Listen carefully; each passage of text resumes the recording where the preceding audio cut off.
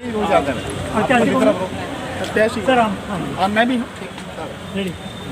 नारे लगा आपके सामने आगे गलती चित्रा शालिनी जिंदाबाद जिंदाबाद जिंदाबाद चित्रा शालिनी जिंदाबाद जिंदाबाद जिंदाबाद एडवोकेट भानु प्रताप जी जिंदाबाद जिंदाबाद जिंदाबाद राष्ट्रीय जनहित संघर्ष पार्टी जिंदाबाद जिंदाबाद जिंदाबाद। तो क्षेत्र की हालत है, चाहे अंबेडकर पार्क है, चाहे और पार्क है, चाहे नाली खरंजे की हम बात करें तो उनको आप देख रही हैं तो कैसा माहौल है वहाँ का? माहौल बहुत ही जर्जर हो रखा है और इस पे निश्चित रूप से काम करने की ज़रूरत थी, जो कि सिटिंग काउंसलर ने अभी तक काम नहीं करा है। तो आगे आने वाले टाइम पे हमें करना है और हम करेंगे निश्चित तौर से, अगर जनता हम पर विश्वास करती है तो। चलिए आइए, हमारे बीच में राष्ट्रीय जनहित पार्टी के राष्ट्रीय अध्यक्ष भानु प्रताप जी आप देख रहे हैं, जो सोशल मीडिया के अंदर एक बहुत बड़ा टारगेट लेके चल रहे हैं। और आज जो मोदी जी और केजरीवाल जी जो डरते हैं, ये भानु प्रताप जी से ही डरते हैं। सर, क्या लगता है कि आज चुनाव का बिगुल बच चुका है और चुनावी मेला जो है, जो पहली प्रक्रिया थी वो ख़त्म हो चुकी है?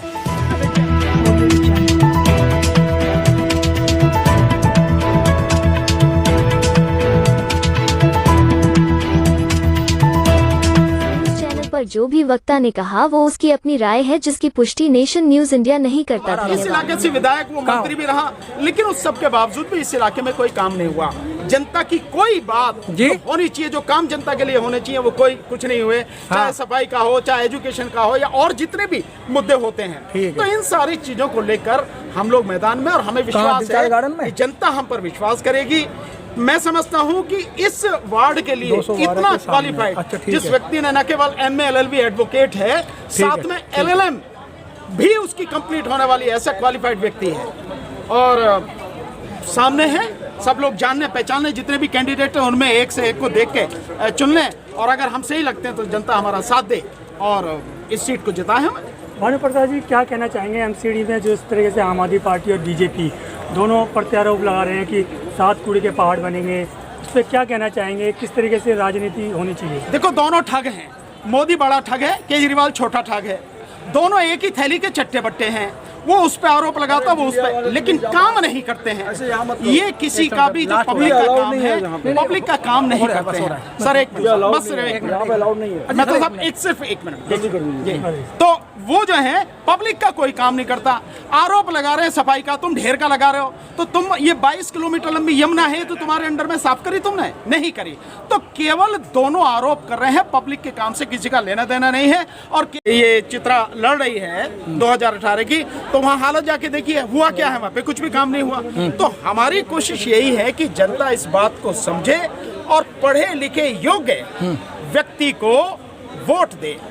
वकील साहब, जिस तरीके से आपने सुंदर नगरी के अंदर जगह जगह मीटिंग करके आपने लोगों को जगाया है, और उसमें आपने नाम दिया था एक छोटा ठग एक बड़ा ठग, जो 50,000 करोड़ रुपए आपने वो गिनाए थे वो खा गए, ये क्या सच्चा है? नहीं, निश्चित रूप से इसके विषय में तो बहुत ज़्यादा जानकारी की भी ऐसी ज़रूरत नहीं है। RTI की इंफॉर्मेशन, RTI के माध्यम से इंफॉर्मेशन खुद दिल्ली सरकार के डिपार्टमेंट से मिली है। उसी के आधार पर दिल्ली हाई कोर्ट में एक केस भी फाइल है कि जो SC सब प्लान का, यानी अनुसूचित जाति सब प्लान का जो पैसा है वो केजरीवाल गवर्नमेंट वो खा गई है। मात्र 3% लगाया है, और अब तक 8 साल में तकरीबन 50,000 करोड़ रुपए वो खा चुकी है।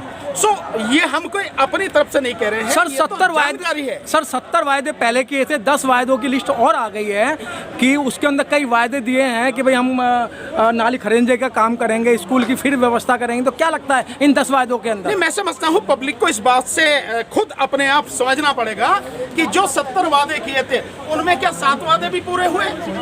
ईमानदारी से अगर 70 में से 7 वादे भी पूरे नहीं हुए, तो ये जो 10 वादे हैं, मैं समझता हूँ ये तो जनता के साथ। तो क्या आपकी योग्यता का यहाँ कोई फायदा मिलेगा? ये तो आने वाले टाइम ही बता पाएगा कि जनता किस चीज़ पर निर्भर करती है और किस चीज़ पर वोट देती है। आप तो अभी तक एजुकेशन में रही थी और आप आम जनता के बीच में आ रही हैं, तो आप किस तरीके से वोट मांगेंगी? देखिए, जनता को खुद डिसाइड करना पड़ेगा कि उन्हें एक पढ़ा लिखा लीडर चाहिए या एक अनपढ़ लीडर चाहिए जो उनकी समस्या को, उनकी मूल समस्या जो है उनको भी ना समझ पाए। अगर कोई लीडर उनकी मूल समस्या को ही नहीं समझ पाएगा तो आगे जाके कैसे काम कर पाएगा। निश्चित तौर से आने वाले टाइम पे पढ़े लिखे लोगों का ज़माना है और मैं खुद चाहती हूँ कि पढ़े लिखे लोग आगे बढ़े और इसको साथ दें। लेकिन यहाँ सुंदर नगरी के अंदर पहले भी चुनाव हुए हैं और उस आगे भी चुनाव हुआ है, लेकिन यहाँ की जनता जो है अधिकतर जो है छोटे छोटे लालच में बिकने का काम करती है, चाहे साड़ी है, चाहे दारू है, या और भी मैं बात कहूँ कि बिजली पानी का जो मुद्दा केजरीवाल जी ने और कहा है कि हम इसको गंदगी को हटाएंगे, तो उसका मुकाबला आप कैसे करेंगे? यही प्रथा तो बदलने आई हूँ मैं, यही प्रथा बदलनी है हमें। बस बदल सकते हैं उस प्रथा को? कोशिश करेंगे, पूरी जी जान लगा देंगे। तो क्या वहाँ का माहौल है? आप क्षेत्र में घूम रहे हैं, क्या माहौल है? माहौल देखिए निश्चित तौर से हमारा फेवर में है, बाकी आने वाले 7 तारीख को पता चल जाएगा कि माहौल क्या है और क्या साथ देती है जनता। तो आप जब लोगों के बीच में घूम रही हैं तो क्षेत्र में भी जा रही हैं। केजरीवाल सरकार तो वैसे भी 80 सब प्लान का 50,000 करोड़ रुपए खा चुकी है।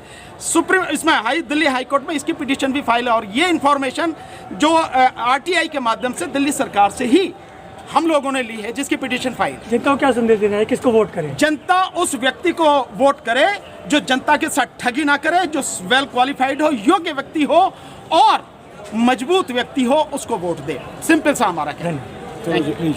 Thank you please 7840।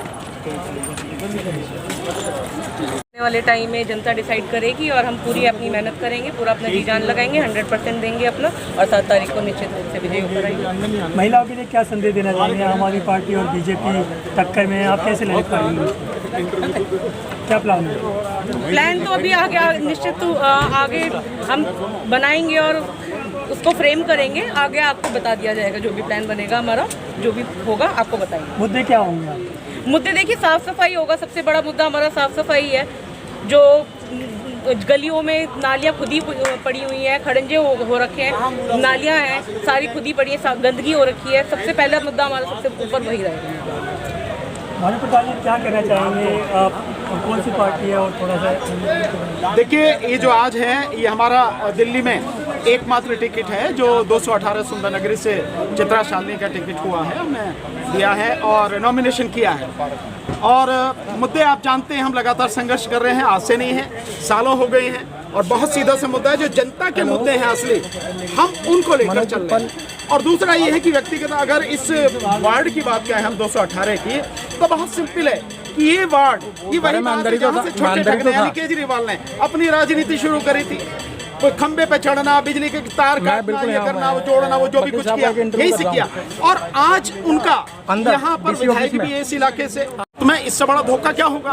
तो जो आदमी इतनी लंबी लिस्ट लाता है कि मैं इतने वादे करूंगा, उसके 10% भी पूरे नहीं करता, तो आने वाले इस समय में जो 10 जो वादे उनमें क्या पूरा करेंगे? कुछ नहीं। वो केवल पब्लिक को धोखा देने वाली बात है।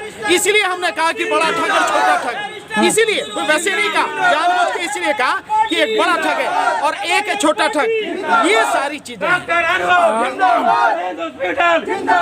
भानु प्रताप जी, आपकी राष्ट्रीय जनहित संघर्ष पार्टी है और दिल्ली के अंदर आपने एज ए निर्दलीय, तो आपको सिंबल क्या मिला है और सिंबल क्या लेना चाहेंगे? देखिए, हमारी जो प्रेफरेंस है, जो हमने सिंबल दिए हैं इस सीट पर 218 सुंदर नगरी पर चित्रा शालिनी के लिए, हमने हमारी फर्स्ट प्रेफरेंस है पतंग। उसके बाद हमारी दूसरी जो प्रेफरेंस है वो है गैस सिलेंडर और तीसरी है टॉर्च। इनमें से जो भी हमें मिल जाए, ये इलेक्शन जो प्रिजाइडिंग ऑफिसर हैं, जब स्क्रूटनी होगी उसके बाद में जब सिंबल मिलेंगे तब जो डिसाइड करेंगे। हमारी प्रेफरेंस ये है।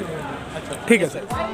Press the bell icon on the YouTube app and never miss another update.